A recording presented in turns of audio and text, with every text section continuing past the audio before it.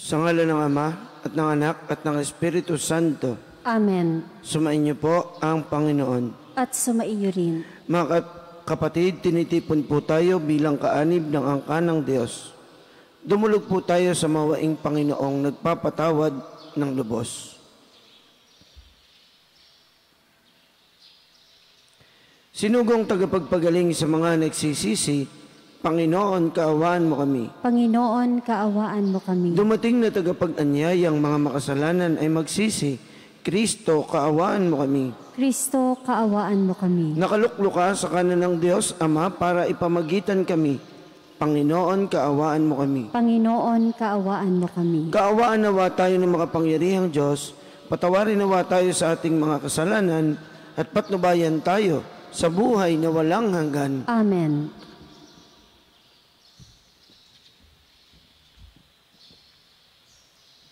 Manalangin tayo.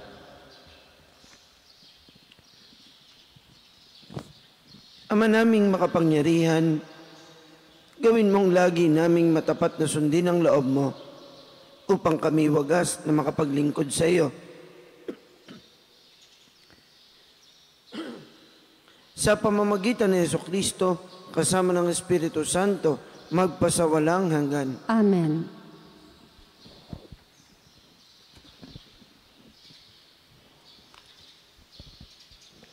Pagbasa mula sa sulat ni Apostol San Pablo sa mga taga-Roma. Mga kapatid, ang kasalanan ay pumasok sa sanlibutan sa pamamagitan ng isang tao at ang kamatayan sa pamamagitan ng kasalanan niya. Dahil dito, lumaganap ang kamatayan sa lahat ng tao sapagkat ang lahat ay nagkasala. Totoo ngang nagdala ng kamatayan sa marami ang pagsuway ni Adan, ngunit malaki ang kahigtan ng kagandahang loob ng Diyos at ng kaloob na dumating sa napakarami sa pamamagitan ng isang tao, si Jesucristo. Sa pamamagitan ng isang tao, si Adan, naghari ang kamatayan dahil sa kanyang kasalanan. Ngunit sa pamamagitan din ng isang tao, si Jesucristo, higit ang kinamtan ng mga kinahabagan ng sagana at pinawalang sala. Sila'y maghahari sa buhay. Kay laki ng kahigtan ng pagpapalang ito, kaysa kasawi ang iyon.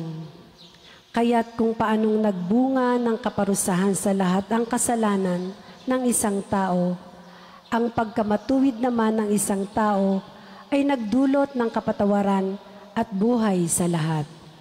Sapagkat sa pagsuway ng isang tao, ay marami ang naging makasalanan. Gayon din naman, marami ang pawawalang sala sa pagsunod ng isang tao. Ngunit kung dumami man ang kasalanan, lalo namang sumagana ang kagandahang loob ng Diyos. Kaya nga, kung paanong naghari ang kasalanan sa pamamagitan ng kamatayan, gayon din naman maghahari ang kagandahan ng loob ng Diyos sa pamamagitan ng pagpawawalang sala upang kamtan ang buhay na walang hanggan sa pamamagitan ng ating Panginoong Hesukristo. Ang salita ng Diyos. Salamat sa Diyos. Salmong tugunan. Handa akong naririto upang sundin ang loob mo. Handa akong naririto upang sundin ang loob mo.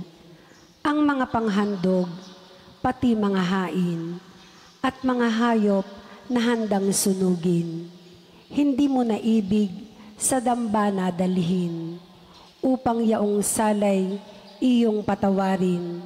Sa halip, ang iyong kaloob sa akin ay ang pandinig ko upang ikay dinggin. Handa akong naririto upang sundin ang loob mo. Kaya ang tugon ko, ako'y naririto. Nasa kautusan ang mga turo mo. Ang nais kong sundi, iyong kalooban. Aking itatago sa puso ang aral. Handa akong naririto upang sundin ang loob mo. Ang pagliligtas mo'y aking inihayag. Saan man magtipon ang iyong mga anak, di ako titigil ng pagpapahayag. Handa akong naririto upang sundin ang loob mo. Silang lumalapit sa iyo'y dulutan ng ligaya't galak na walang kapantay. Bayaang sabihin, ang poon ay dakila nang nangaghahangad, maligtas na kusa. Handa akong naririto upang sundin ang loob mo.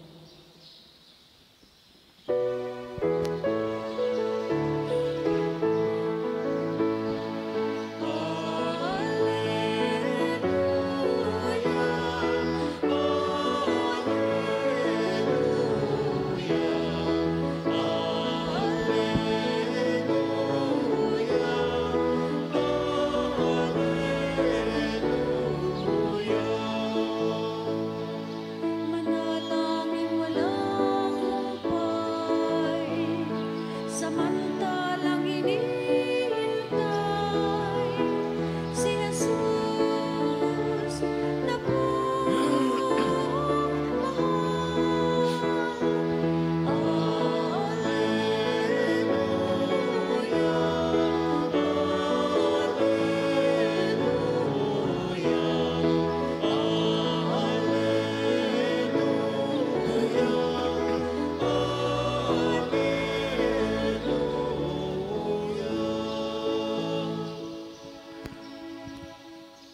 Sumayin niyo po ang Panginoon. At sumaiyo rin. Ang mabuting balita ng Panginoon ayon kay San Lucas. Papuri sa iyo, Panginoon.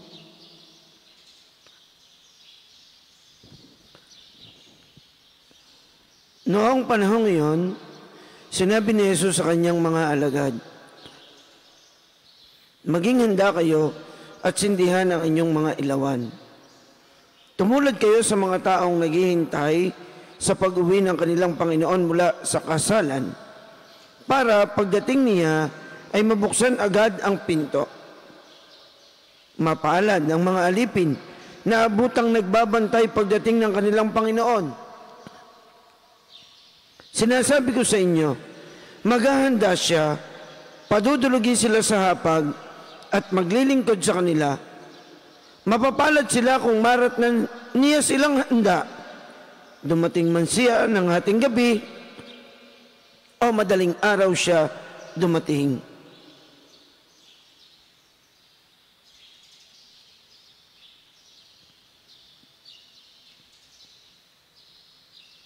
Mga kapatid, ang mabuting balita ng Panginoon. Pinupuri ka namin, Panginoong Heso Kristo.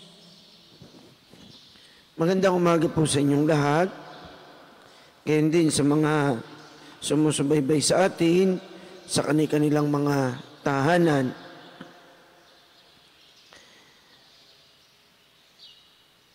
Marunong po ba kayong maghintay? Di po kayo mainipin. Ako po kasi medyo may pagka mainipin eh. Hindi ako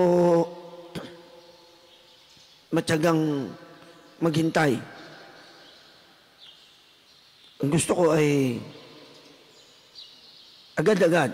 Ayoko nang nagtatagal. Kahit po yung kapag merong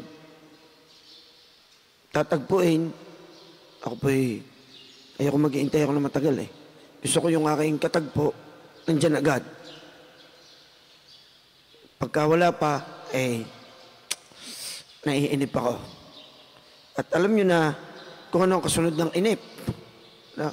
Nainit ang ating ulo. At pagkatapos na uminit ang ulo, ay nasunod na ang pagliligalig. Mainipin tayo eh. Ayaw nating tayo pinaghihintay. Isa yan sa ating mga katangian.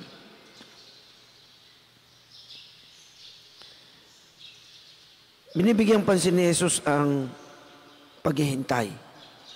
Sapagkat ang mga Hudyo ay naghihintay sa pagdating ng Mesiyas. Naghihintay po sila sa pagdating ng kanilang tagapagligtas. At medyo matagal-tagal na silang naghihintay. Itong paghihintay na ito, inihalin tulad ni Jesus sa isang katiwala o kasambahay o isang lingkod na matyagang naghihintay sa pagdating ng kanyang amo o ng boss o ng employer. At binigyan diin ng Panginoon na yung mga matyagang naghihintay, yung naghihintay ng may pag-asa, yung naghihintay ng may pananampalataya, sa pagdating ng Panginoon ay mayroong reward, may pabuya. Diga, ganun din naman po kayo, ano? Pag kayo umalis, tapos pagbalik ninyo, yung inyong kasambahay, yung inyong katulong, o yung inyong boy, no? Pigiriman o poultry, at nadat na ninyong, kasisipag ng mga are.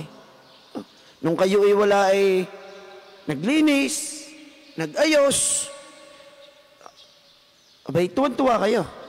At very good po ninyo at inyo pong binibigyan ng bonus o ng incentives, ano? Pagka yung inyong katiwala ay tapat na nag-intay, pagbalik nyo, ay sobra ang inyong kagalakan, may naaabutan. No? Pero kapag yung inyong pinag-iwanan, ay nainip, siguro, at kayo wala, o sinamantala na kayo wala, at kung ano-ano mga katarantaduhan o kabulastugan ng pinaggagawa, nagkatay ng manok, bigiti, walang paalam no? Nagkatay ng manok, hindi pa yung kal ang pinili, ayaw pa ng kal, at sabi na ko, makunat yan. No? Talagang, ang binanatan pa yung nangingitlog, pagbalik nyo, anong inyong mararamdaman? Kapag yung inyong mga pinagkatiwalaan ay nainip, nabwisit, uminit ang ulo, at kung ano-ano mga pinaggagawa, ay siya, mapapalayas, mabibigyan ng pamasahe, paalisin. Kaya nga, ginawa itong paglalarawan ni Jesus, kung paanong tayo, bilang mga Kristiyano, bilang mga Katoliko, bilang mga alagad ni Jesus, paano tayo dapat mag-iintay sa kanyang pagdating? Unang-unay, dapat tayong maging tapat. Sapagkat tayo pinagkatiwalaan. So kung tayo pinagkatiwalaan, huwag nating abusuhin yung pagtitiwalang iyon ng Panginoon. Pag nilagay tayo sa pwesto, binigyan tayo ng responsibilidad, hindi natin dapat abusuhin. Tayo ngayon, bilang mga Katoliko, tayo tinatawag ni Kristo. At binibigyan tayo ng tiwala niya. Tayo naman bilang mga lingkod, ay dapat tapat sa Kanya. Huwag yung kung ano-ano ang ating ginagawa. Kaya nga dapat tayo maging tapat. Bigyan tayo ng responsibilidad, gampanan natin. At huwag tayong mainip sa Panginoon. Misa kasi talagang ako, may pagka-mainipin ako Misa naiinip tayo Dadasal tayo, may iniintay tayo, may hinihingi tayo. Naiinip tayo, ba't di ka tagal? Parang ang bingi yata, ang Diyos ayaw, parang ayaw ibigay yung aking hinihiling. Sa takdang panahon. Misa kasi na iinip tayo pagka meron tayong pinagdadasal, meron tayong hinihiling, meron tayong hinihingi, tapos para bagang ayaw, parang hindi ibinibigay ng Diyos. Anong ginagawa natin? Hindi na tayo nagiging tapat sa Diyos Ginagawa na natin kung ano ang ating gusto. Hindi. Dapat tapat tayo sa Kanya. Ang pangalawa, yung pagiging masunurin. Kapag ang inyong boy, o ang inyong katulong, o inyong katiwala na-diskarte ng Kanya at hindi kayo sinusunod, kayo po ba'y natutuwa? Masisisante yan. May kanyang diskarte. Hindi kayo sinusunod at matindi, ha? Gusto pa kayo sumunod sa kanya. Ba? May mga ganyan, eh, no? Yung matitigas ang ulo. Gusto pa siya ang masusunod, ha? Hindi kayo ang sinusunod. May mga ganyan, eh. Halimbawa yung inyong driver, sakay kayo, gusto nyo din ang daan. No? Ang gusto nyo yung daan ay din sa Aya. Papunta kayong Lipa. Kasama nyo inyong driver. Sabi nyo, dili tayo dumaan sa Aya. Sa Ludlod, dili tayo dadaan. Sabi ng inyong driver, hindi ho, dili tayo sa highway. Anong inyong mararamdaman? Matutuwa kayo? Hindi. Aba, ba't ka din sa... Ay, di ko gustong dumaan sa highway. Kung gusto niyo kayo na mag-drive, ay, pihadong, bumaba ka diyan. At kahit hindi ako marunong mag-drive, ako lang magdadrive. Abay, ayos sumunod eh. Ayun ang inaasahan sa atin. Bilang malingkod ng Diyos. Dapat tayo marunong sumunod sa Kanya. Hindi yung ang gusto nating mangyari, ang Diyos ang gusto nating pasunodin. Abay, matutuwag kayo pagka ang inyong mga boy o ang inyong mga kasambay o ang inyong katulong ay gusto kayo sumunod sa Kanya. No? Halimbawa ang inyong katulong o ang inyong cook. No? Pinapagluto mo, Day, magluto ka nga ng tinola. Pag ng tinola ho, nilaga ang gusto ko. Ba? Maalak ko sa akin, matutuwag kayo pag ayaw sumunod sa inyo. Hindi. Oh. Yun ang sinasabing dapat sa ating pag-iintay sa Diyos, kay Kristo, bilang lingkod, dapat tayo sumusunod sa kalooban ng Diyos. Dahil tayo ang mga lingkod at siya ang Panginoon. Ang sunod ay yung pag-asa. Na tayo ay laging umaasa sa Diyos. Kapag tayo ay tapat sa Kanya, kapag tayo ay masunurin, abay kalakip ng ating pag-asa ay yung biyaya na ating matatanggap. Pero kapag hindi tapat at hindi ka masunurin, ano sasabihin sa'yo? Asa ka pa.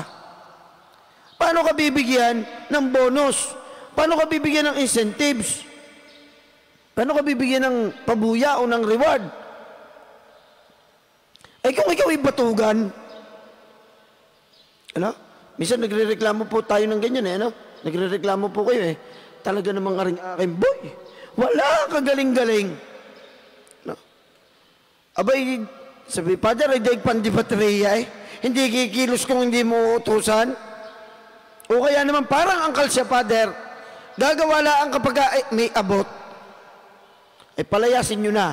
At kayo nai-stress lang, ay nasakit lang inyong ulo. Ay nagiging maligalig lang kayo. Bakit? Abay, ang inyong mga katulong, ang inyong mga boy, ang inyong mga katiwala, abay, parang mas manager pa kayo sa inyo. Eh, hindi natin gusto yun Tapos naasa ng bigay. Takot-takot si Jose. Pagka kuripot, hindi mo lang nag-aabot.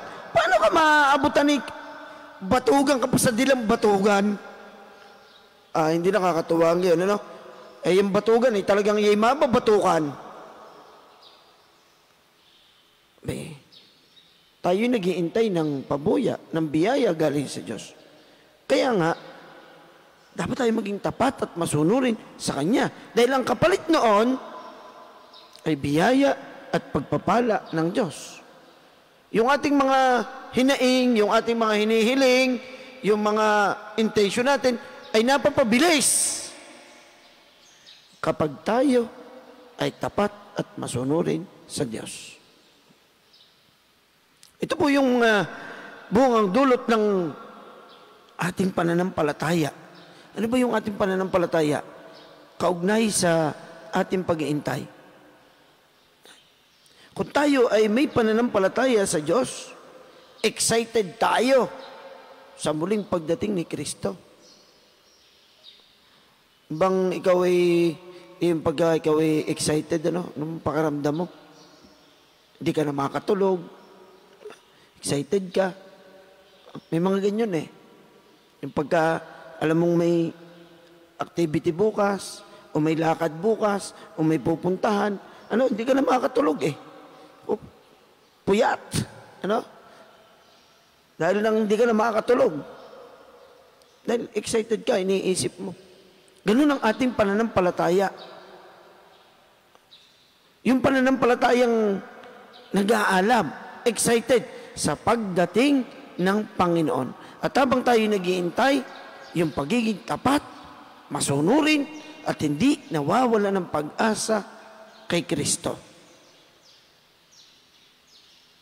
At ito po ang palagi nating tatandaan. Tayo ang mga lingkod. Ang Diyos ang ating Panginoon. Kaya dapat tayo ang sumunod sa Kanya. Huwag naman sana tayo magkaroon ng ugali na ang gusto natin, ang Diyos ang sumunod sa atin. Sa ating pagtanggap ng biyaya ng pananampalataya, tinatawag tayo upang maging masunurin, magkaroon ng pag-asa at maging handang salubungin si Kristo sa anumang oras. Ipanalangin natin ang ating mga kapwa ng may pananalig. Basbasan mo ang iyong mga tapat na lingkod, Panginoon. Basbasan mo ang iyong mga tapat na lingkod, Panginoon.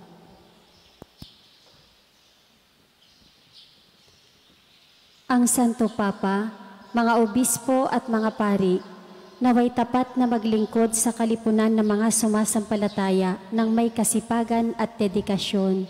Manalangin tayo sa Panginoon. Basbasan mo ang iyong mga tapat na lingkod, Panginoon. Tayo naway lumago sa ating pagsusulong para sa katarungan at pag-ibig sa pamamagitan ng ating buong pusong paglilingkod sa araw-araw na buhay. Manalangin tayo sa Panginoon. Basbasan mo ang iyong mga tapat na lingkod, Panginoon. Matuto nawa tayong ibahagi sa bawat isa ang anumang mayroon tayo at sumaksi sa pamumuhay ng may pag-asa bilang paghahanda sa pagbabalik ng Panginoon. Manalangin tayo sa Panginoon. Basbasan mo ang iyong mga tapat na lingkod, Panginoon. Yaong mga dumaranas ng pagsubok sa buhay, naway patuloy na maniwala at umasa sa Diyos na nagbibigay ng lahat ng bagay para sa ating kabutihan. Manalangin tayo sa Panginoon. Basbasan mo ang iyong mga tapat na lingkod, Panginoon. Ang mga tapat na yumao, naway magdiwang sa sinag ng bukang liwayway ng buhay na walang hanggan. Manalangin tayo sa Panginoon. Basbasan mo ang iyong mga tapat na lingkod, Panginoon.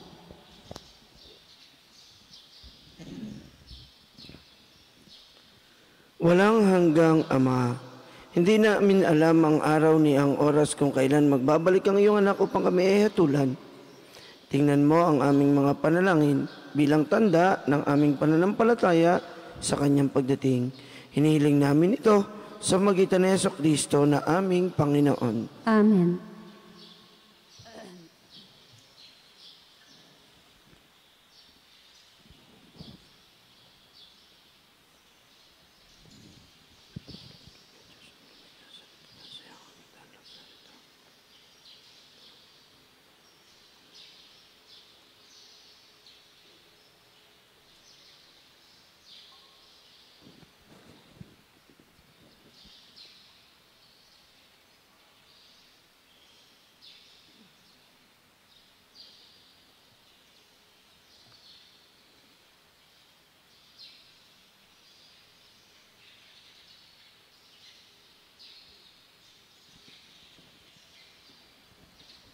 Manalangin po tayo mga kapatid upang ating paghahain ay kalugdan ng Diyos sa mga makapangyarihan. Tanggapin nawa ng Panginoon itong paghahain sa iyong mga kamay, sa kapurihan at karangalan sa ating kapakinabangan at sa buong sambayanan niyang banal. Ama naming lumikha, ipagkaloob mong ikaw ay aming kusang mapaglingkuran sa paghahain namin ng mga alay na iyong bigay, upang kami dalisayin ng iyong pagmamahal. Sa paglilingkod namin ngayong ginaganap ang banal na pagdiriwang sa magitan ni Jesucristo kasama ng Espiritu Santo, magpasawalang hanggan. Amen. Sumainyo po ang Panginoon. At sumaiyo rin. Itaas po natin sa Diyos ang ating mga puso at diwa. Itinaas na namin sa Panginoon. Pasalamatan po natin ang Panginoong ating Diyos. Marapat na siya ay pasalamatan. Ama naming makapangyarihan, Tunay nga pong marapat na kayo ay aming pasalamatan sa iyong paglingap at kagandahang loob. Ang tao'y nilikamot, pinapangasiwa sa sansinukob. Sa hangad mong siya'y iwastong lubos, siya'y pinagdusa mo sa kanyang pagtalikod. Sa iyong paggiliw, iyong ipinahintulot na makabalik siya sa pamamagitan ni Kristo Jesus. Kaya kaysa ng mga anghel na nagsisiawit ng papuri sa iyo, nang walang humpay sa kalangitan, kami po ay nagbubunyi sa inyong kadakilaan. Santo, Santo, Santo Panginoon Diyos ng mga hukbo, napupuno ang langit at lupa ng kadakilaan mo, o sana sa kaitaasan.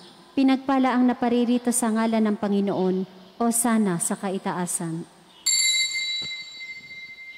Ama naming banal, ikaw ang bukal ng tanang kabanalan, kaya't sa pamamagitan ng iyong Espiritu, gawin mong banal ang mga kaloob na ito, upang para sa amin ay maging katawan at dugo ng aming Panginoong Hesukristo. Bago niya pinagtiis ang kusang loob na maging handog, hinawakan niya ang tinapay, pinasalamatan kaniya, pinagati-hati niya yon, iniabot sa kanyang mga alagad at sinabi, tanggapin ninyong lahat ito at kanin. Ito ang aking katawan na ihandog para sa inyo.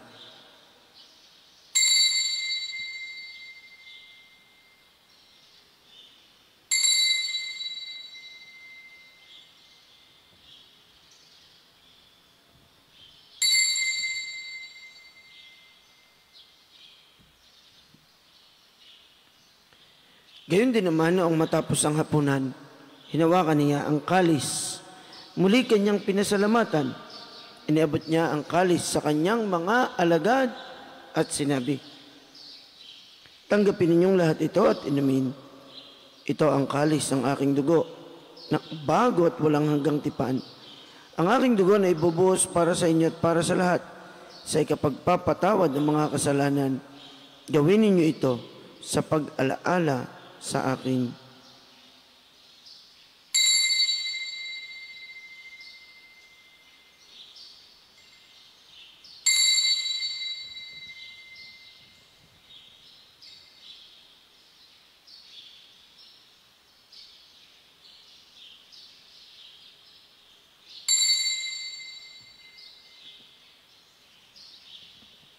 Ipagbunyi po natin ang misteryo ng ating pananampalataya. Si Kristo'y namatay, si Kristo'y nabuhay, si Kristo'y babalik sa wakas ng panahon. Ama, ginagawa po namin ngayon ang pag-alaala sa pagkamatay at muling pagkabuhay ng iyong anak. Kaya tiniaalay po namin sa inyo ang tinapay na nagbibigay buhay at ang kalis na nagkakaloob ng kaligtasan. Kami po ay nagpapasalamat dahil kami ay iyong minarapat na tumayo sa harap mo para maglingkod sa iyo. Isinasamo po namin kaming magsasalo-salo sa katawan at dugo ni Kristo ay mabuklod sa pagkakaisa sa pamamagitan ng Espiritu Santo. Ama, lingapin po ninyo ang inyong simbahang laganap sa buong daigdig. Puspusin po ninyo kami sa pag-ibig kaysa ni Francisco na aming Santo Papa, ni Gilbert na aming obispo, ng lahat naming mga obispo at ng tanang kaparian. Alalahanin po ninyo ang mga kapatid naming nahimlay nang may pag-asang sila'y muling mabubuhay, gayon din ang lahat ng mga pumanaw na. Kaawaan po ninyo sila at patuloyin sa inyong kaliwanagan.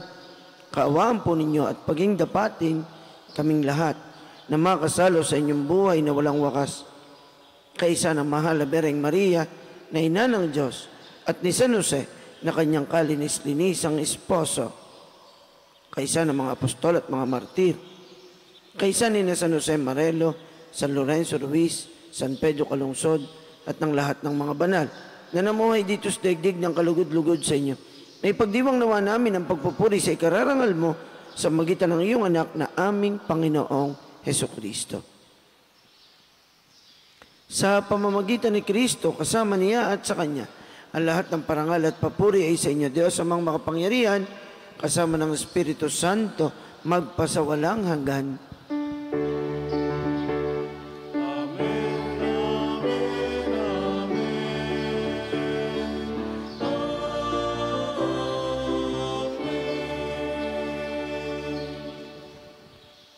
Sa tagubilin po ng mga nakagagaling na utos sa turo ni Jesus na Panginoon natin at Diyos, ipahayag natin ng may lakas loob.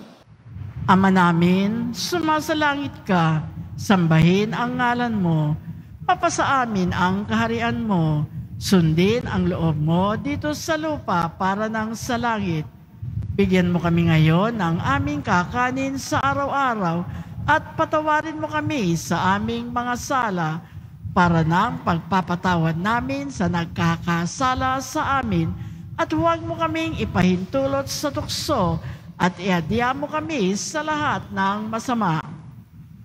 Hinihiling po namin kami iadya sa lahat ng masama. Pagkalooban ng kapayapaan araw-araw, iligtas sa kasalanan at ilayo sa lahat ng kapahamakan, samantalang aming pinananabikan dakilang araw ng pagpapahayag ng tagapagligtas naming si Jesucristo. Sapagkat iyo ang kaharian, ang kapangyarihan at ang kapurihan, magpakailanman. Amen. Panginoong Jesucristo, sinabi po ninyo sa inyong mga apostol, kapayapaan ang iniiwan ko sa inyo, ang aking kapayapaan ang ibinibigay ko sa inyo. Tungayan po ninyo ang aming pananampalataya at huwag ang aming mga pagkakasala. Pagkalooban po ninyo kami ng kapayapaan at pagkakaisa ayon sa inyong kalooban, kasama ng Espiritu Santo, magpasawalang hanggan. Amen. Ang kapayapaan ng Panginoon nawa ay lagi pong sumainyo. At sumaiyo rin. Maghangad at magbigayan tayo ng kapayapaan ni Kristo sa bawat isa. Kordero ng Diyos na nag-aalis ng mga kasalanan ng sanlibutan, maawa ka sa amin. Kordero ng Diyos na nag-aalis ng mga kasalanan ng sanlibutan, maawa ka sa amin. Kordero ng Diyos na nag-aalis ng mga kasalanan ng sanlibutan, ipagkaloob mo sa amin ang kapayapaan.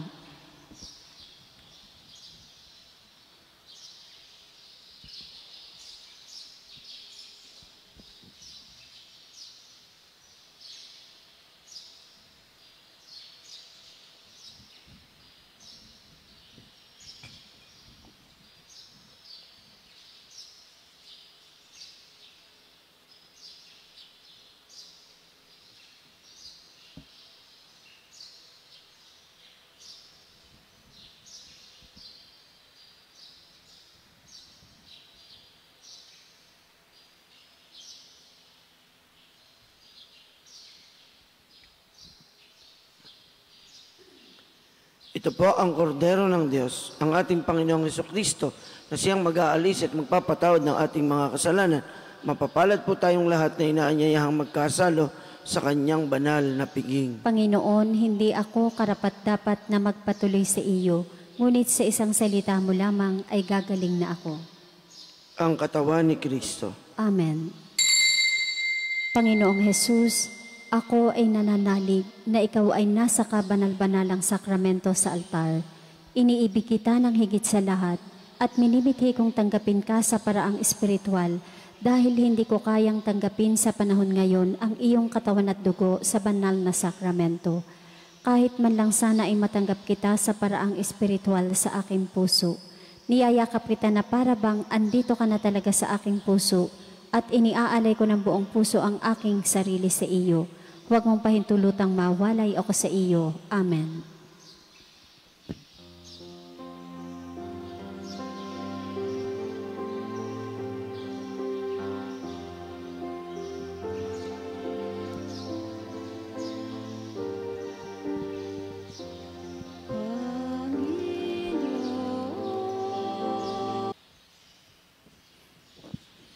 Manalangin po tayo.